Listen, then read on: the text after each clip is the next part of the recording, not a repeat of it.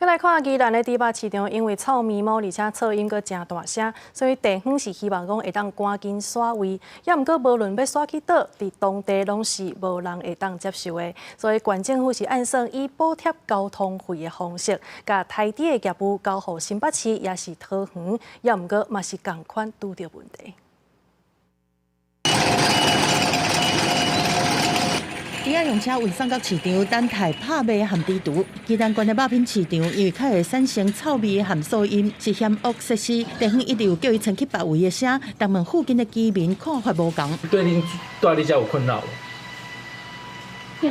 应该是加减吧。不会哦，还好啊，还好。对啊，就都还可以接受的范围以内。因为未来宜兰铁路的关键工程会甲都市规个填起来，地方的民代嘛，力促肉品市场会当迁走，才会当配合铁路关键，互当地发展甲较好。但要迁去到较歹定案，迁去工业区嘛，面对着无符合产业的分类，和无土地的问题。那未来如果有要透过代载部分，我们也会这个。 看看来研议相关的一个这个补贴的一个方式来进行。宜兰肉品市场一年猪肚的量差不多是9万到10万只，因为宜兰的资源无够，有一半的猪爱对桃园和中南部县市调过来。县政府是建议用补贴猪笼交通费的方式，甲亲像猪肚的业务委托桃园还是新北市来做，来解决问题。歹处就是阮载袂济啊，因为阮宜兰无大车啦，车无够大车。